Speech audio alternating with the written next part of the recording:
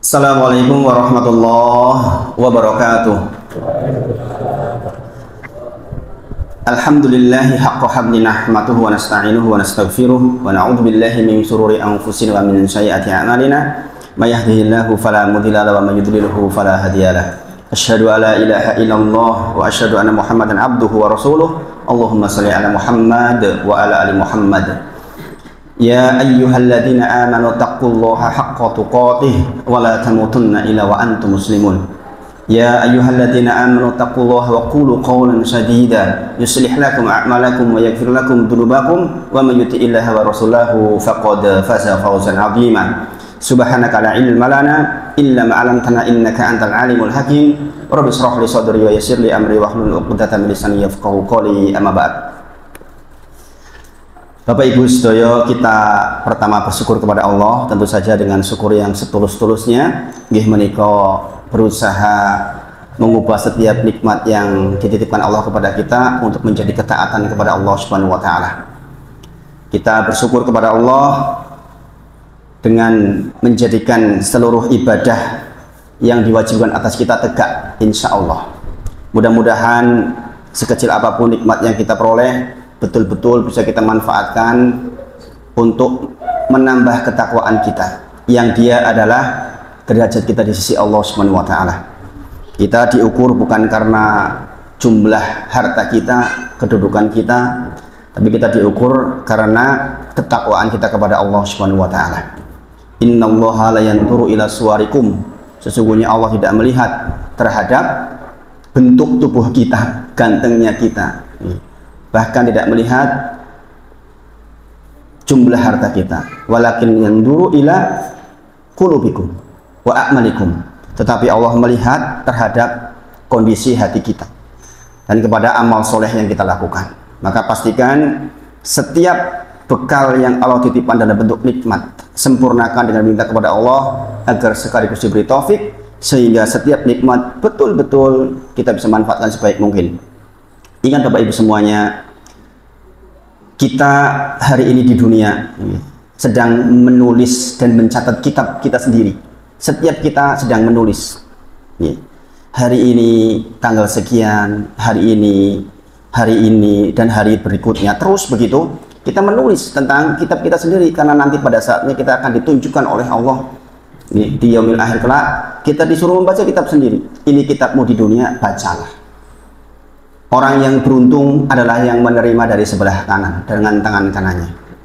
Maka dia orang yang beruntung. Sementara orang yang rugi adalah orang yang menerima kitabnya dari sebelah kiri, bahkan ada yang dari belakang. Subhanallah. Barang siapa yang menerima kitab dari sebelah kanan, maka hisaban yasiro, maka hisabnya akan mudah. Jadi kalau jenengan nanti di yaumil akhir mendapatkan kitab yang dari sebelah kanan, jenengan akan dapat hisab yang ringan. Sementara kalau jenengan mendapatkan dari sebelah kiri atau na'udzubillah dari belakang, maka jenengan akan mendapatkan munakosah, yaitu hisab yang berat, detil. Subhanallah. Maka kita sekali lagi memohon kepada Allah agar setiap nikmat sekecil apapun betul-betul saged kita ginakaken kagem bertakwa kepada Allah Subhanahu wa taala. Sampun ngantos nikmat yang kita peroleh justru membuat kita terjerumus kepada hal-hal yang tidak diizinkan. Sebagaimana saya singgung di beberapa pertemuan sebelumnya, Quran surah Al-Imran 185 di akhir ayat dikatakan wa mal hayatud dunya illa mata'ul ghurur. Bahwa sesungguhnya setiap kenikmatan yang kita peroleh hari ini berpotensi memperdaya kita. Kalau bukan karena dianugerahi oleh Allah Subhanahu wa taala, maka kesehatan kita justru akan menjerumuskan kita. Kekayaan kita justru akan mempersempit hidup kita di kuburan. Kedudukan kita justru akan membuat kita terjatuh pada lembah yang paling dalam, kehinaan.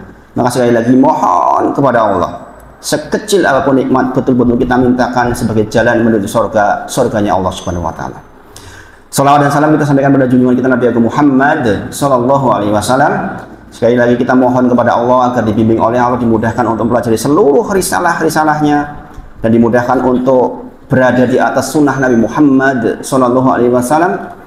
Dengan banyaknya informasi yang hadir hari ini, kadang-kadang kita mendapatkan informasi yang entah dari mana, yang kadang-kadang tidak ada hukum atau dalil dasarnya, sementara kita meyakini maka kita mohon kepada Allah, ya Allah, bimbing agar saya termasuk orang-orang yang berada di atas sunnah Nabi Muhammad sallallahu alaihi wasallam. Ya muqallibal qulub, tsabbit qalbi ala dinik. Ya zat, Rabbku yang membolak-balikan hati, mohon kepadamu agar hati ini berada terus di atas agama yang lurus. Ya musarrifal qulub, sarif qulubana ala ta'atik. Kita mohon kepada Allah agar hati ini cenderungnya kepada kebaikan, kepada ketaatan kepada Allah Subhanahu wa taala. Yang berikutnya yang kang kula hormati Bapak Duku, Bapak RW, Bapak RT dan seluruh yang hadir, kita bermohon kepada Allah mudah-mudahan kita duduk di sini betul-betul dalam rangka untuk menghilangkan kejahilan kita.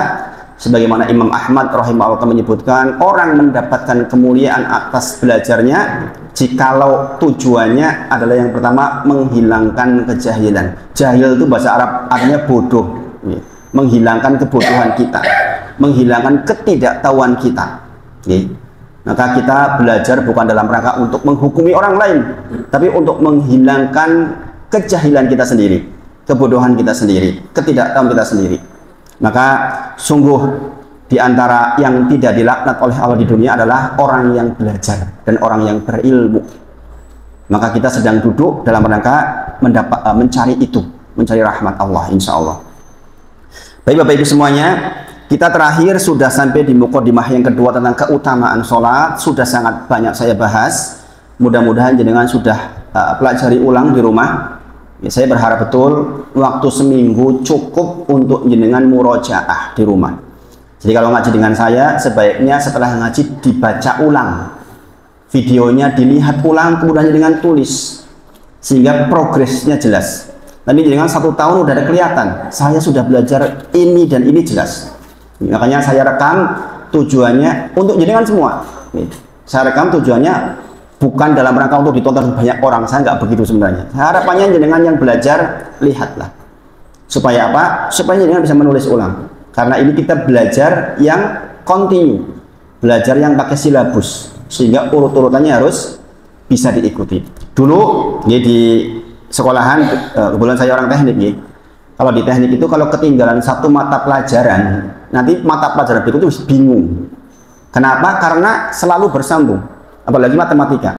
Itu kalau ketinggalan di satu bagian bab, waya kesananya bingung banget. Demikian juga ini Bapak Ibu.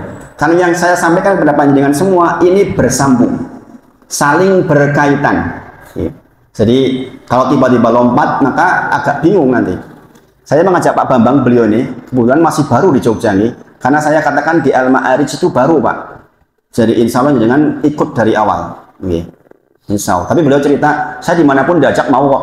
Masya Allah. Semangatnya belajar. Masya Allah. Jadi beliau itu hari Rabu juga ikut saya, hari Minggu juga ikut saya. Masya Allah. Maka mengisi waktu pensiun dengan cara seperti itu jauh lebih baik. Karena kalau enggak, waktu jenengan akan habis untuk yang lain. Kalau jenengan sudah tua, enggak ngaji, waktu jenengan kan tetap berjalan, akan habis untuk yang lain. Apalagi sudah tua masih genit, subhanallah. Nah Bapak Ibu semuanya, kita terakhir belajar tentang itu mukadimah dan kita sekarang masuk ke syarat sholat. Sudah pernah saya singgung di pertemuan mukadimah pertama. Masih ingat syarat sholat ada berapa? 9. Apa saja? Islam, berakal, memayyiz, mengangkat hadas, hilangnya najis. Nomor 6, menutup aurat, kemudian masuk waktunya. Yang ke-8, menghadap kiblat. Yang ke-9, niat. Jangan diperselisihkan. Sebagian mengatakan niat masuk ke rukun. Nggak masalah. Jadi ini tidak jadi soal. Nah, Bapak Ibu semuanya, kita sekarang masuk ke syarat pertama. Ini babul akidah sebenarnya di bab Islam ini. Jadi, syarat pertama, orang sah sholatnya jikalau dia orang Islam. Jadi kalau tiang dereng Islam kok sholat, berarti sholatnya mboten sah. Ini diperhatikan nih. Jadi kan gadah rencang, misalnya tiang Buddha. Aku tak gajal melu sholat karo kowe. Ya sholat, tapi sholatnya tidak sah. Persoalan dia mau sholat, silahkan saja. Ya, silahkan saja. Saya pernah sampaikan ke jenengan, ada seseorang izin ke saya, Ustaz, saya itu non muslim Ustaz. Bos saya ngaji dengan jenengan, saya ikut hari ini. Bolehkah saya ikut ngaji Ustaz? Boleh. Setelah ngaji, bolehkah saya ikut sholat Ustaz? Boleh. Jadi pertanyaan ini sekaligus menjawab, apakah orang non-muslim boleh masuk masjid? Jawabannya boleh. Jawabannya boleh. Nanti ada bab tersendiri tentang itu. Jadi saya pernah mengalami seperti itu, yang kebetulan orangnya sholat. Tapi sholat dia pada waktu itu belum terhitung sebagai sholat yang sah. Nembe latihan, nembe entry, masuk perkenalan. Masya Allah, setelah sholat tergetar dan masuk Islam waktu itu. Masya Allah, Masya Allah. Jadi kadang-kadang hidayah itu datang berwarna-warni. Kita melihat orang masuk Islam itu, kebanyakan orang masuk Islam itu orang cerdas, insya Allah. Sebaliknya yang murtad biasanya orang rodo bodoh. Jangan perhatikan aja itu. Jadi kalau dengan lihat debat antara Islam dan non Islam itu, yang keluar dari Islam itu kebanyakan orangnya bodoh. Isi mlebu Islam, orangnya pinter. Pak Bambang insya Allah orang pinter. Nyatanya masuk Islam, Masya Allah. Beliau dulu Katolik ya, Masya Allah nih.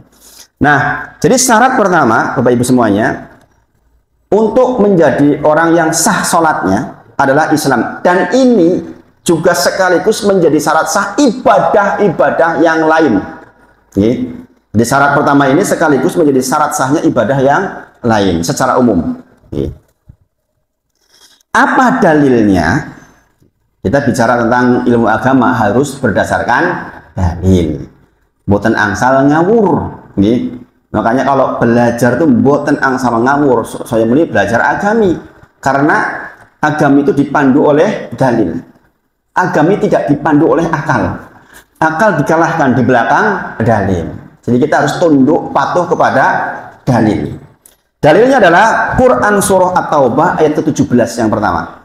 Quran surah At-Taubah ayat ke-17. Ada anak muda yang mau bantu saya baca? Ada yang bawa HP enggak? Coba yang bawa HP bacain. Quran surah At-Taubah ayat 17. Atau Mas Latif Mas. Quran surah At-Taubah ayat ke-17. A'udzu billahi minasyaitonir rajim. Ma kana lil musyrikina an ya'muru masajid Allah syahidina 'ala anfusihim bil kufr. Ulaika habitat a'maluhum wa fin nari hum khalidun. Jadi jangan perhatikan ya. Ini pendalilan dari ayat ini ada di bagian akhir. Nggih menika ulaika habitat a'maluhum wa fin nari hum khalidun.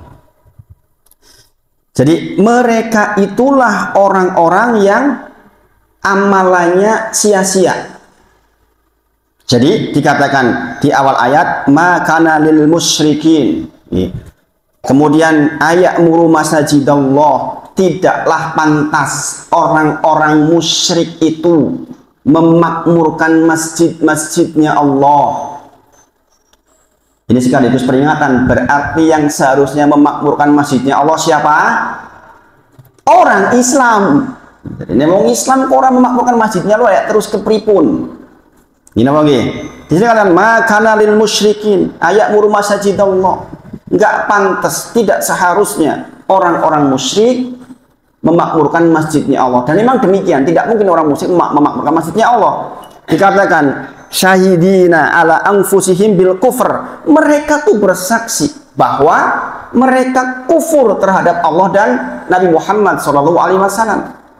Nah, kalimatnya di sini jelas nih. Mereka adalah orang yang menutup dirinya, kafaro, orang-orang yang kafir.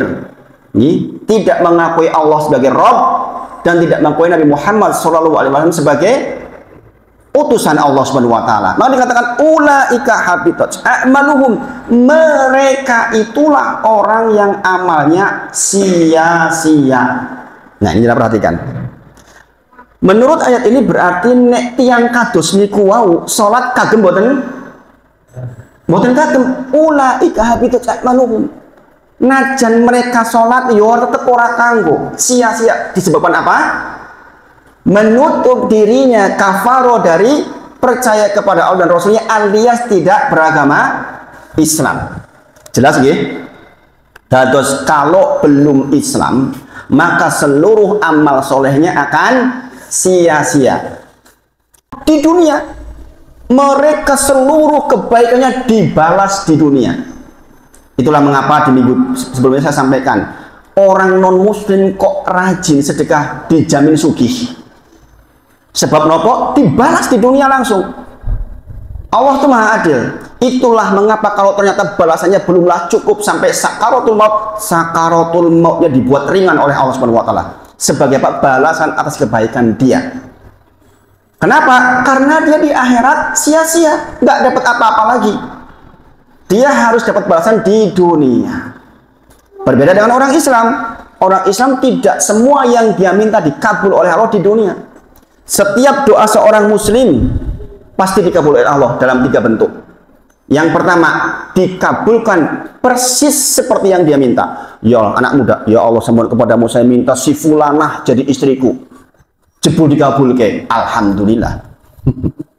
Yang kedua, bentuk pengabulannya adalah untuk menghindarkan bala. Yang kedua, banyaknya jumlah doa panjenengan kepada Allah Subhanahu wa taala, maka akan semakin mempersempit potensi jenengan kena bala. Jane kudune ketabrak truk dadi ora sida. Paham ya? Janjane kudune loro dadi ora. Seperti itu bentuk pengabulan. Yang ketiga, ditabung untuk yaumil akhir, dan orang-orang soleh lebih banyak ditabung untuk hari akhir. Kenapa? Jauh lebih menguntungkan. Sekali lagi, sayangnya memang kebanyakan manusia lebih suka yang cash. Nek ora cash, opo. Itu. Sering saya katakan, nek yang masjid dikei 1.000 mangkat kabeh kebak masjid. Gitu. Pengumuman Masjid Al-Ma'arij. Pokoknya nek mangkat sholat tak kei 1.000. Insya Allah penuh, insya Allah. Ojo ke 1.000, 50.000. Ojo 50.000, 10.000. Insya Allah penuh terus. 5 softnya sampai ke belakang-belakang. Sebab nepok cash. Padahal orang muslim itu mendapatkan balasan yang sempurna ada di yaumil akhir. Maka jenengan yang hadir seperti ini harus yakin betul itu. Nanti di syarat yang ketiga insya Allah. Jadi Quran surah At-Taubah ayat ke-17. Kemudian dalil yang kedua adalah Quran surah Al-Furqan ayat ke-23. Coba dibaca Mas. A'udzu billahi minasyaitonir rajim wa la ya'tunaka bimathalin illa ji'naka bil haqqi wa ahsana tafsira. Itu yang 23 sekarang coba. A'udzu billahi minasyaitonir rajim. Wa qadimna ila ma 'amilu min 'amalin faja'alnahu haba'an manthura. Jadi yang 23 ini Al-Furqan 23 ini dikatakan wa qadimna ila ma 'amilu min 'amalin faja'alnahu haba'an manthura. Orang-orang non muslim Bapak Ibu dikatakan wa qadimna ila ma 'amilu min 'amalin, nanti di yaumil akhir akan ditunjukkan iki lho ndek ben kowe gawe dalan, iki lho ndek ben kowe ngopeni wong yatim, iki lho ndek ben penulungi tanggamu, diperlihatkan. Wa qadimna ila ma 'amilu min amalin, diperlihatkan, mereka akan diperlihatkan. Tapi kemudian faja'alnahu, kemudian Allah jadikan dia amalnya haba'an manthura, menjadi debu-debu yang berterbangan. Ini dikatakan sia-sia amal mereka. Sebab balasannya sudah disempurnakan di dunia. Ditunjukkan oleh Allah, iki lho ndek ben amalmu. Tapi kemudian disebul dados debu-debu berterbangan. Nah ini menjadi dalil Bapak Ibu semuanya bahwa seluruh amal soleh apapun itu, sebaik apapun itu, kalau tidak punya Islam maka nggak terpakai. Ada orang mengatakan, lah terus pripun Mahatma Gandhi wong apian meneh. Kita orang muslim, kita mengatakan dia baik di dunia, akan ditunjukkan kebaikannya besok, tapi tetap tidak terpakai karena nggak punya kuncinya. Bagaimana Bunda Teresa yang sangat baik, sosialnya baik, kebaikannya baik luar biasa, pun demikian. Sebagaimana orang mau masuk universitas, masuk UGM misalnya, satunya ikut, zaman saya dulu UMPTN namanya, sekarang apa namanya? Zaman dulu UMPTN, ikut UMPTN kemudian diterima, kemudian tidak punya kartu mahasiswa, kemudian dia belajar sampai selesai lulus. dapat ijazah. Jadi kan jangan sekolah jangan cari ijazah gitu. Sekolah cari pinter, jangan cari ijazah. Apalagi zaman sekarang ya, talent yang paling lebih penting gitu. Kemudian ada seorang sama-sama belajar di tempat yang sama sampai selesai. Kemudian ikut ujian, bisakah dia dapat ijazah? Tidak bisa, karena apa? Dia nggak punya kartunya. Walaupun dia pintar, walaupun dia baik, walaupun nilainya bisa jadi ngalah-ngalah kising duwe kartu. Bisa jadi orang non-muslim lebih baik dari orang muslim dalam hal masalah sosial. Bisa jadi? Bisa jadi. Jadi dia tunggu wong non-muslim, wah apian banget kayak lo wong non-muslim malah apian pol, sopan, suka senyum, sementara si Islam tetap mawon dari si syariat nanti di yaumil akhir saelek-elek wong Islam tetap punya potensi kunci surga. Saya dipahami sampai di sini. Ini menjadi dalil bahwa di antara syarat sah sholat pun itu. Jadi ingat-ingat ini Quran surah At-Taubah ayat 17 dan Al-Furqan ayat ke-23. Jadi kan nanti di rumah ditambah bacaannya terkait dengan tafsirnya. Nih, karena ini tafsirnya panjang lebar, dibahas di subbab pembahasan kitab tafsir. Jadi ini pembahasannya Masya Allah. Membahas 2 ayat ini, Masya Allah, nangis kita. Nih. Betapa beruntungnya kita terlahir sebagai seorang muslim. Masya Allah. Kakaknya Pak Bambang sampai hari ini masih ada yang Katolik. Belum dapat hidayah sampai hari ini. Bayangkan jenengan tuh koyoto gratis untuk uji surga. Gini apa nggih? Nek kon sinau kan ora gelem yo kebangetan.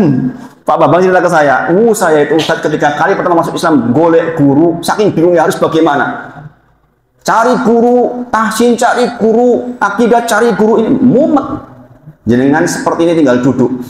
Duduk manis, tinggal mendengarkan. Nganti ora semangat itu ya kebangetan. Sing digoleki apa meneh. Ini apa nggih? Semangat insyaallah. Insyaallah semangat. Saya berprasangka baik dengan insyaallah tetap semangat. Jadi itu 2 dalil terkait dengan Islam. Nah sekarang Bapak Ibu, orang dikatakan menjadi orang Islam kalau bagaimana sih? Bagaimana? Sudah mempunyai syahadatain. Gini apa nggih? Yaitu ucapan apa? Asyhadu alla ilaha illallah wa asyhadu anna Muhammadar Rasulullah. Saya bersaksi bahwa tidak ada sesembahan yang berhak disembah dengan benar kecuali Allah, dan saya bersaksi bahwa Nabi Muhammad adalah hambanya Allah dan utusan Allah Subhanahu wa taala. Dengan 2 kalimat syahadat itu menjadi orang Islam. Kemudian di situ ada intisari dari kalimatnya, yaitu ucapan la ilaha illallah. Maka orang dikatakan menjadi orang Islam kalau dia mampu menjaga kalimat la ilaha illallah dengan sempurna. Bapak Ibu semuanya, saya yakin sebagian jenengan baru dengar seperti ini. Saya yakin jenengan nanti tentang pembahasan ini baru dengar, bisa jadi. Dan jenengan perhatikan betul, kita lambat-lambat, karena ini adalah bagian terpenting dari keislaman panjenengan. Okay. Dikatakan wala ilaha illallah hiya kalimatut tauhid wa hiya miftahul jannah.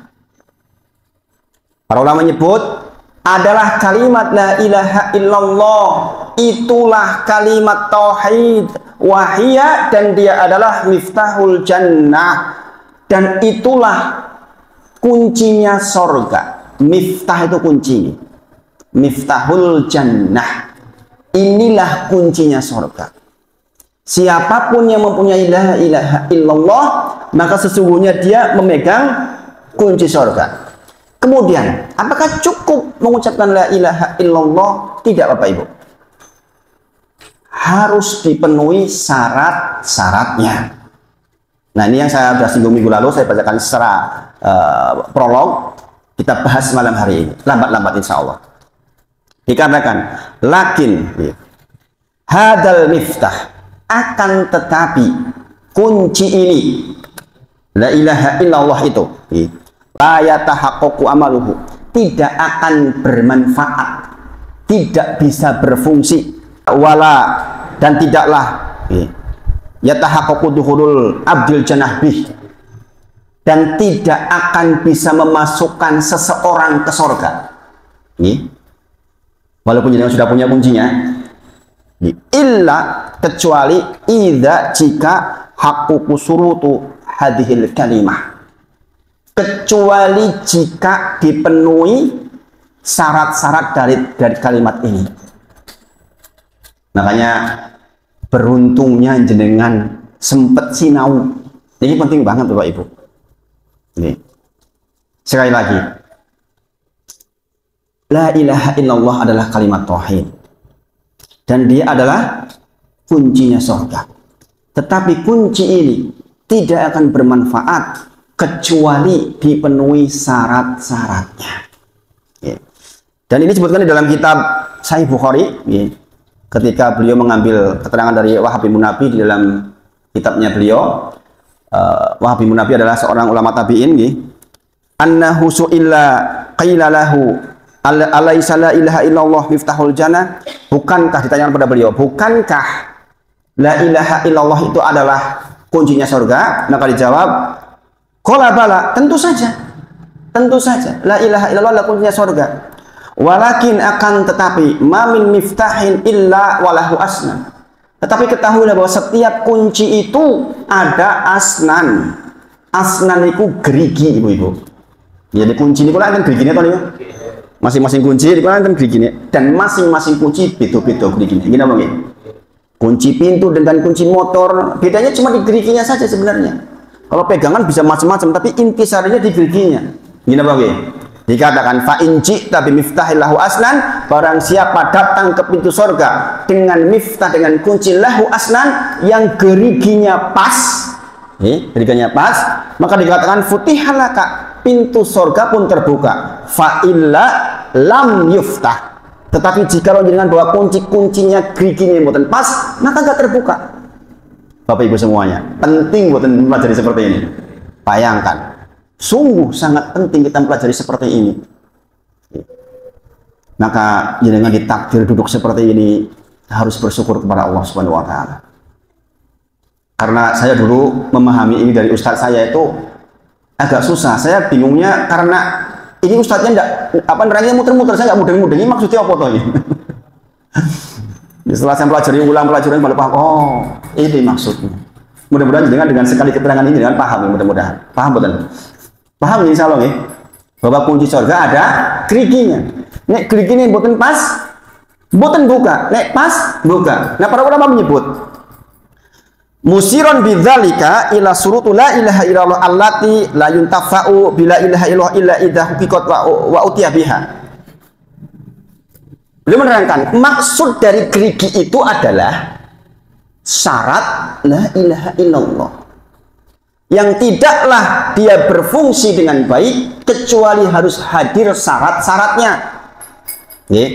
Dan dikatakan kama ja'at fi kitabillah, sebagaimana diterangkan di dalam Al-Quran, wa sunnati Nabi sallallahu alaihi wasallam, dan di dalam sunnah Nabi Muhammad sallallahu alaihi wasallam. Jadi surutu la ilaha illallah ini, syarat yang 7 ini bukan ngarang-ngarang Bapak Ibu semuanya. Syarat yang 7 ini diambil dari Al-Quran dan hadis, Bapak Ibu. Sampai di sini saya dipahami, ini bagian penting, makanya saya agak lambat-lambat. Mudah-mudahan jenengan lebih bisa memahami. Sambil diminum monggo. Bismillah.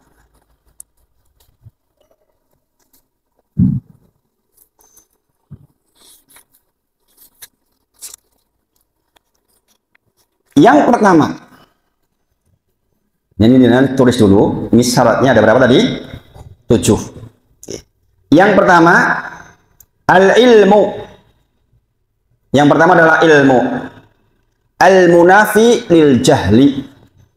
Lawannya ilmu berarti tidak tahu atau jahil atau bodoh. Jadi jangan harus menghindari lawannya. Nek berilmu berarti lawannya orang berilmu, bodoh. Yang kedua, wal yakin, yaitu yakin. Yakin. Al munafi li syakki wa raib. yakin, lawannya ragu-ragu. Ini dua-duanya saya sebutkan supaya apa? Supaya dengan nanti bisa memahami dengan hati-hati. Okay. Kemudian yang ketiga, wasidqu, yaitu jujur. Al-munafi lil kadzib, lawannya adalah dusta. Ya, ini akan paham maksudnya bagaimana. Maksud kalimat la ilaha illallah harus jujur, tidak ada kedustaan, tidak ada dusta di antara kita. Itu nanti kita terangkan. Kemudian wal ikhlas. Yang keempat adalah ikhlas. Al-munafi li syirki wa riya. Lawannya adalah syirik dan riya. Jadi lawannya ikhlas apa? Syirik dan riya. Nanti kita bahas. Okay. Kemudian yang kelima, wal mahabbatu, yaitu cinta. Ini cinta. Lawannya benci. Okay. Nomor 6, wal inqiyadu, yaitu tunduk patuh. Inqiyad itu tunduk patuh. Al munafi lawannya litarki, yaitu berpaling, menolak, gak suka. Okay. Berpaling. Kemudian yang nomor 7, wal qabul, yaitu menerima, lawannya menolak. Lawannya menolak. Jadi ada 7 syarat la ilaha illallah. Saya ulang. Yang pertama ilmu, yang kedua yakin, yang ketiga jujur, yang keempat ikhlas, yang kelima cinta, yang keenam tunduk, yang ketujuh menerima. Nah sekarang kita bahas. Malam ini mungkin bahas nomor 1 dulu. Nah nomor 1 tok aja panjang lebar ini. Tarik nafas dulu. Tarik nafas dulu. Dan ini bab yang penting. Jangan nggak boleh salah di bagian ini. Jangan mungkin masih keliru di bagian lain. Itu masih ringan lah. Tapi kalau keliru bagian ini masalah. Al ilmu. Apa dalil dari al ilmu? Quran surah Muhammad ayat 19. Coba dibacakan mas. Quran surah Muhammad ayat 19. Biar aktif, biar nggak ngantuk. Jadi yang baca Mas Latif.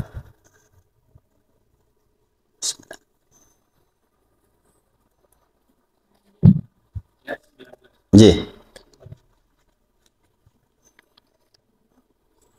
أعوذ بالله من الشيطان الرجيم فاعلم أنه لا إله إلا الله واستغفر لذنبك وللمؤمنين والمؤمنات والله يعلم متقلبكم ومثواكم. Masya Allah. Jangan dibuka di rumah. Quran surah Muhammad ayat ke-19. Fa'lam, ketahuilah, pelajarilah, pahamilah, annahu la ilaha illallah, sesungguhnya zat yang berhak diibadai dengan benar hanya Allah. Sesungguhnya aku adalah Allah, zat yang berhak diibadai satu-satunya. Wastaghfirli dzambik, baru kemudian setelah jenengan mengenal siapa Rob panjenengan, jenengan istighfar. Astagfirullah, astagfirullah. Ucapan astagfirullah bagian dari ibadah. Jadi jenengan itu melaksanakan ibadah setelah jenengan tahu kepada siapa jenengan beribadah. Jadi jenengan itu mengalamatkan ibadah itu ke siapa. Maka dikatakan fa'lam annahu la ilaha illallah wastaghfirli dzambik. Ojo ujug-ujug minta ampun, jenengan orang ngerti minta ampun karo sapa? Saya pahami? Maka makna la ilaha illallah adalah i'tiqad, yaitu keyakinan dan ikrar, pengakuan Bapak Ibu semuanya bahwa tidak ada yang berhak diibadahi kecuali Allah. Jadi i'tiqad, keyakinan di dalam hati. Dan ikrar diucapkan oleh kita bahwa kita betul-betul yakin betul tidak ada yang berhak diibadahi kecuali Allah Subhanahu wa taala. Lambat-lambat Bapak Ibu. Ini jangan akan sampai kepada pemahaman yang clear insya Allah. Pengakuan serta keyakinan ini harus disertai dengan komitmen atau iltizam pengamalan terhadap konsekuensi kalimat syahadat itu sendiri. Bapak Ibu semuanya, kenapa Abu Lahab, Abu Jahal, laknatullah alaih, nggak mau mengucapkan kalimat la ilaha illallah? Kalau jangan baca sejarah, karena mereka paham konsekuensi atas ucapan la ilaha illallah. Nek aku kondo la ilaha illallah berarti saya punya yang bakal nyuruh saya, yaitu Robnya Muhammad SAW, dan Muhammad berarti saya jadi bawahannya. Saya harus tunduk patuh kepada Allah dan Rasulnya. Saya dipahami Bapak Ibu? Mengapa mereka nggak mau mengucapkan? Karena mereka tahu ucapan la ilaha illallah itu ada konsekuensinya. Bukan mengucapkan la ilaha illallah pun, bukan. Ketika mengucapkan la ilaha illallah, dia tahu persis berarti saya harus tunduk patuh kepada Allah dan Rasulnya. Itulah mengapa kita dikatakan sebagai seorang muslim. Muslim artinya apa? Tunduk patuh, taat. Bapak Ibu semuanya, menyerahkan diri, berserah diri. Namanya berserah diri, siap diatur. Abu Jahal, Abu Lahab nggak mau diatur. Itulah mengapa walaupun dekat dengan Nabi Muhammad SAW nggak mau mengucapkan la ilaha illallah, karena begitu mengucapkan itu berarti loh saya kudu gelem diperintah di Rasulullah, begitu. Sementara banyak sekarang orang-orang mengucapkan la ilaha illallah ini dikondoni orang gelem, kon mangkat sholat mau, kon sedekah mau, berarti dia nggak konsekuen dengan ucapan la ilaha illallahnya. Sangat dipahami Bapak Ibu? Maka begitu sedang mengucapkan la ilaha illallah, ada konsekuensi di belakangnya yang mengikuti. Kemudian, secara singkat, kalimat la ilaha illallah mengandung arti beribadah kepada Allah, tidak menyekutukannya dengan apapun. Maka Bapak Ibu, bahwa maksud ayat tadi, fa'lam annahu la ilaha illallah wastaghfir li dzambik, maksudnya adalah dialah satu-satunya zat yang berhak terhadap ibadah. Jadi satu-satunya yang berhak atas ibadah itu hanya Allah Subhanahu wa ta'ala. Jangan cerna betul ya. Karena hanya dialah satu-satunya yang berhak diibadahi, maka satu-satunya alamat dari ibadah kita hanya kepada Allah saja. Saya dipahami sampai di sini? Berarti tidak ada alamat lain untuk ibadah. Alamat ibadah cuma satu, Allah Subhanahu wa ta'ala. Saya dipahami ya? Kemudian, tidak ada ilah selain Allah, maka tidak boleh mengalamatkan ibadah kepada selain Allah Subhanahu wa ta'ala. Nah, Bapak Ibu semuanya, dari syarat pertama ini muncullah yang namanya rukun la ilaha illallah. Saya lagi, dari syarat yang pertama ini yaitu al-ilmu, maka muncullah rukun la ilaha illallah. Yang namanya rukun itu harus lengkap, boten? Nek boten lengkap gagal nggak? Contoh rukun Islam gangsal. Niki jenengan harus yakin semua. Gini apa nggih?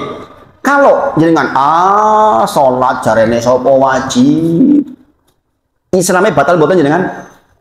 Batal.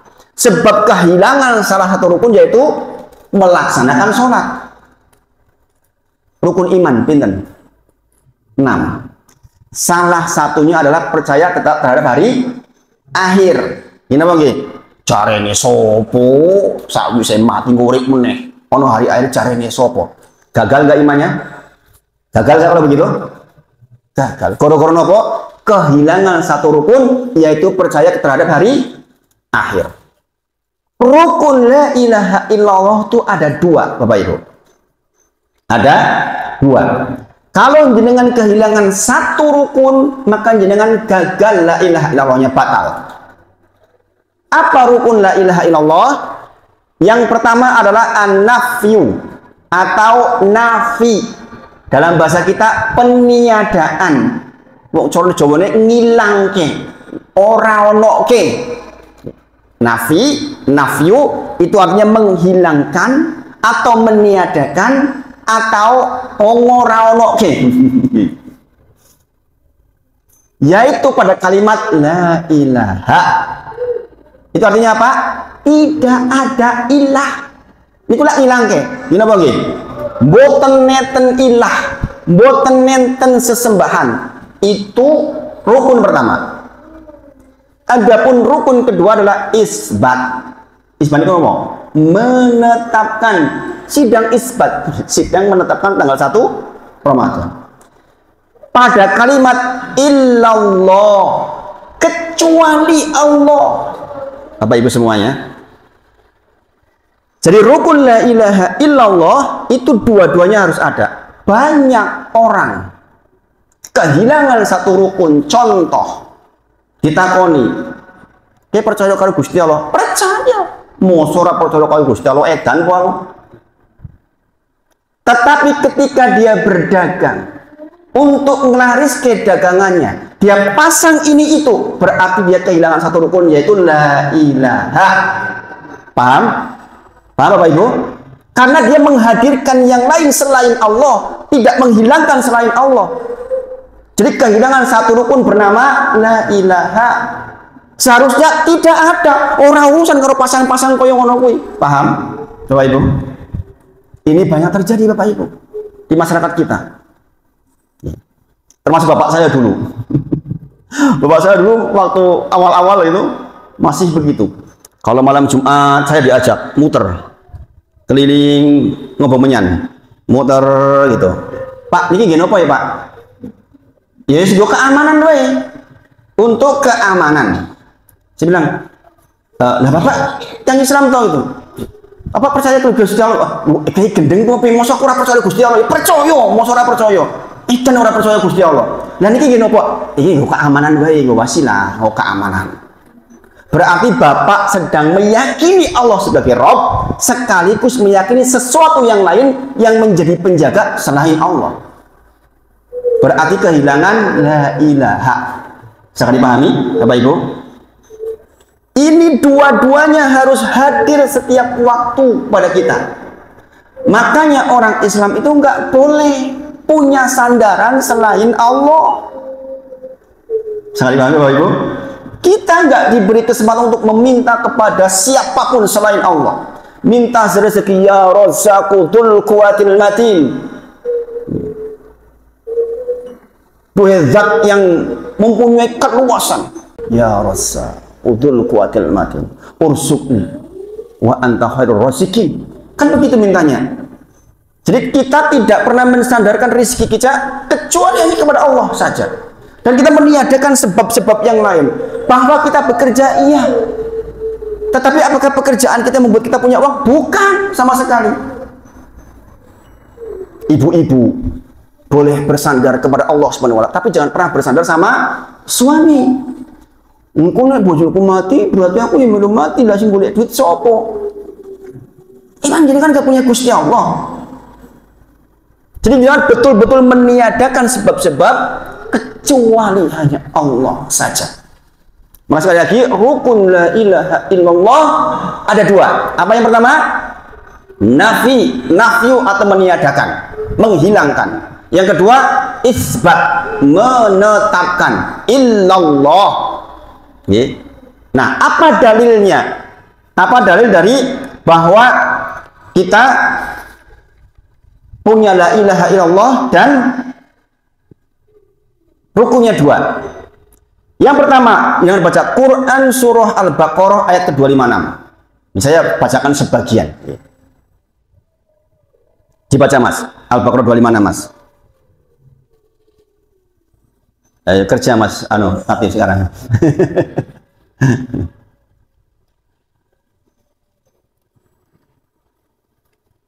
Ini penting biar jenengan juga ikut interaktif.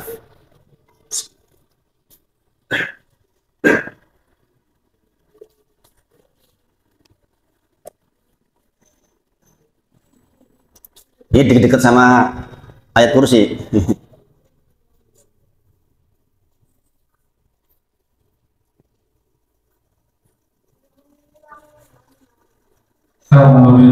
من الشيطان الرجيم لا إكراه في الدين قد تبين الرشد من الغي فمن يكفر بالطاغوت ويؤمن بالله فقد استمسك بالعروة الوثقى لا انفصام لها والله سميع عليم. Jadi kan lihat pada bagian faman yakfur bitaghut wa yu'min billah, ini kalimat la ilaha illallah. Faman yakfur bitaghut, barang siapa yang menghilangkan tauhid, boten percaya, yakfur, kufur, kafir terhadap tauhid, tidak mengakui tauhid, berarti kalimat la ilaha boten enten. Paham? Wa yu'min billahi illallah, dan dia mempercayai Allah saja. Faman yakfur bitaghuti wa yu'min billahi faman yakfur bitaghuti la ilaha wa yu'min billahi illallah. Bapak Ibu semuanya, nanti dengan baca lagi tafsirnya. Saya mengambil pendalilannya supaya jangan paham. Saya nggak mungkin merangkan tafsirnya sekarang, nggak mungkin, karena ini bukan kajian tafsir. Tapi saya kasih clue kepada panjenengan, jelas sekali di sini dalam ayat ini, barang siapa yang meniadakan sesembahan selain Allah, berarti tidak percaya pada tauhid. Tauhid adalah sesembahan selain Allah, bukan polisi. Tauhid ini ada yang salah, tauhid dibom polisi, subhanallah. Tauhid jalani sopo. Kadang-kadang ada nih ISIS itu, subhanallah, merusak agama Islam ini. Subhanallah. Faman yakfur bil taghut, barang siapa yang tidak percaya kepada selain Allah, wa yu'min billahi, dan dia percaya hanya kepada Allah, maka dia orang muslim. Masyaallah. Kemudian Az-Zukhruf 2627 dulu. Nggih.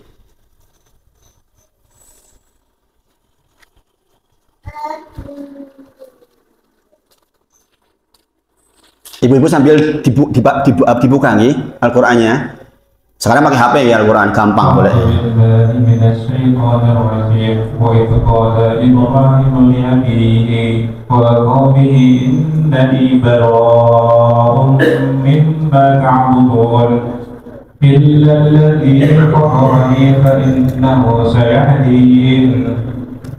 Ya, perhatikan Bapak Ibu semuanya nggih.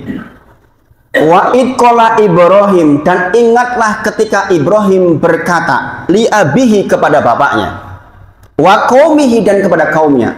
Dan perhatikan, ingatlah ketika Ibrahim berkata kepada bapaknya dan kepada kaumnya. Kalimat ini jangan perhatikan. Innani bara'um mimma ta'budun. Ini kalimat la ilaha. Sesungguhnya aku berlepas diri terhadap sesembahanmu. Berarti minangke to niku. Aku ora percaya karo sesembahanmu kabeh, patung-patung itu. Saya nggak percaya, kata Ibrahim. Nggih, dikatakan innani bara'um mimma ta'budun. Saya Ibrahim berlepas diri terhadap sesembahan-sesembahan kalian itu. Berarti la ilaha, meniadakan, boten ngakoni. Saling pahami nggih di sini. Kemudian illalladzi fataroni fa innahu sayatin. Saya hanya percaya kepada zat, dialah Allah yang memberikan saya petunjuk. Illallah. Saya dipahami? Jadi Masya Allah, ini jenengan buka Az-Zukhruf 2627, jenengan baca di rumah, tafsirnya dibaca. Insya Allah lain waktu kita mempelajari khusus tentang tafsir masing-masing ayat ini, dibagi-bagi waktunya. Kemudian Quran surah An-Nahl 36, walaqad ba'atsna fi kulli ummatin rasulan an i'budullaha wajtanibut taghut. Bahwa sesungguhnya kepada masing-masing kaum diutus seorang rasul. Apa tugasnya? An i'budullaha wajtanibut taghut. An i'budullah berarti ucapan illallah, supaya menyembah kepada Allah, wajtanibut taghut, dan menjauhi sesembahan selain Allah. Jadi Bapak Ibu semuanya, ayat dari 3 ayat ini kita tahu bahwa kalimat la ilaha illallah itu harus hadir dua-dua rukunnya. Jadi kan nggak boleh mengatakan saya percaya sama Allah, saya percaya. Ning aku orang gowo Opolah niku, apapun itu yang dikatakan jimat dan sebagainya, maka saya nggak percaya diri. Maka dengan kehilangan satu rukun. Kalau kehilangan satu rukun, jangan gagal la ilaha illallahnya. Dan jangan berpotensi boten sah solatipun. Karena sah solat adalah Islam. Islam harus punya kalimat la ilaha illallah. La ilaha illallah harus punya syaratnya dan punya rukunnya. Bapak Ibu semuanya. Maka kalau jenengan sudah sepuh sampai nggak tahu seperti ini, ruginya pol-polan sudah mau meninggal, kita belum tahu seperti ini, terus bagaimana? Makanya banyak Bapak Ibu semuanya, setelah ngaji seperti ini banyak orang datang ke saya, Ustaz, alhamdulillah di masa sepuh saya kepanggih kajian seperti ini. Doktor saya nggak ngerti beginian. Subhanallah. Subhanallah Bapak Ibu semuanya. Dan saya yakin masih banyak masyarakat yang nggak mengerti seperti ini. Sehingga terjadilah hal-hal yang tidak diinginkan di masyarakat. Sebagaimana saya sampaikan pada panjenengan, saya dipanggil oleh seseorang mengatakan, aku kilo dodolan. Setiap kali buka nembe masak wis mambu meneh, wis mambu meneh, wis mambu meneh. Ora iso dodolan. Gara-gara apa? Dikirimi sesuatu oleh orang lain. Untung dia minta pertolongan ke ustaz. Bukan ke orang pinter. Subhanallah Bapak Ibu. Karena ada orang yang meyakini selain Allah untuk membantu dia. Ketahuilah yang berhak disembah dialah Allah, satu-satunya alamat. Kita meminta hanya kepada Allah, memohon hanya kepada Allah, berharap kepada Allah, bertawakal kepada Allah. Ada 15 jenis hati. Khauf hanya kepada Allah, takut hanya kepada Allah, roja berharap hanya kepada Allah. Masya Allah. Itu ada pembahasan tersendiri subbab tentang ibadah hati, Bapak Ibu semuanya. Kita tuh hanya boleh takut kepada Allah Subhanahu wa taala. Jangan pernah takut kepada selain Allah. Kalau takut kepada singa namanya takut tabii, boleh-boleh saja. Nih ada bermerosino orang wedi aku cokot jenengan. Bukan takut seperti itu, takut dengan pengagungan. Engko ojo-ojone aku lewat kono, nek ora tin aku keguring. Nah, itu namanya takut kepada selain Allah. Ada kisah tentara bawa mobil. Tin. Enten apa ya, Pak? Boten apa-apa. Terus pada muslimat, ini orang yang ini engko jarene ning kono keguling. Dicawel karo makhluk halus. Subhanallah. Berarti jangan meyakini ada sesuatu yang lain selain Allah. Subhanallah. Ucapan kita apa kalau begitu? A'udzu bikalimatillahi tammati min syarri ma khalaqa. Bila lewat ke sebuah tempat yang jenengan nggak yakin ada ular kah, ada apa, ucapkan a'udzu bikalimatillahi tammati min syarri ma khalaqa. Allah jamin itu jenengan aman. Kita harus yakin penuh, ular langsung pergi itu. Segala macam hambatan yang itu kan makhluknya Allah, semua makhluknya Allah. A'udzu bikalimatillahi tammati min syarri ma khalaqa. Saya berlindung kepada Allah dengan kalimatnya yang sempurna. Bapak Ibu semuanya, itu hadir kalau kita la ilaha illallahnya sempurna, sebesar apapun problematika yang kita alami normal. Itu yang mengantarkan saya berani hijrah Bapak Ibu semuanya. Kalau pakai logika, gendeng kok orang bilang kayak gitu. Keluarga saya sendiri bilang, "Woi, kok iki bocah edan. Sugih kok gelem dadi miskin." Begitu Bapak Ibu. Saya pengusaha perumahan Bapak Ibu. Sekarang saya ngontrak lagi. Ini orang bilang di luar, aku bocah-bocah gemblung ngomong orang Cilacap. Kowe iki ngopo ngangil-angil uripe dhewe. Kalau bukan karena keyakinan secara sempurna, sulit Bapak Ibu. Makanya dari 10 orang komunitas anti riba di Jogja, yang 8 gagal, balik meneh. Yang 2 yang berhasil. Kenapa? Yakin. Keyakinannya harus sempurna Bapak Ibu. Nah ini yang kita bahas malam hari ini baru di bab syarat sholat, yaitu Islam. Kita membahas tentang kalimat la ilaha illallah. Kemudian kita baru bahas syarat pertama, yaitu al-ilmu, yang diantaranya adalah rukun kalimat la ilaha illallah. Mudah-mudahan dipahami dan mudah-mudahan ini bisa menjadi renungan di rumah. Ayat-ayat yang kita baca jangan baca di rumah. Jangan silahkan baca di rumah sebanyak-banyaknya supaya menjadi pengetahuan yang baik. Mungkin itu yang disampaikan malam hari ini. Untuk malam hari ini, khusus bab seperti ini, saya nggak menerima pertanyaan. Jangan renungkan dulu, jangan bertanya dulu. Jangan nanti pelajari ulang dulu, kalau ada pertanyaan bisa lewat WA. Dulu saya waktu belajar seperti itu. Di bab la ilaha illallah nggak banyak pertanyaan. Karena apa? Di antara hancurnya umat sebelum kita, terlalu banyak pertanyaan di bagian seperti ini. Jangan pokoknya yakini dulu, kemudian jangan telaah. Bapak Ibu semuanya, mudah-mudahan bermanfaat. Wa alhamdulillahirabbil alamin. Assalamualaikum warahmatullahi wabarakatuh.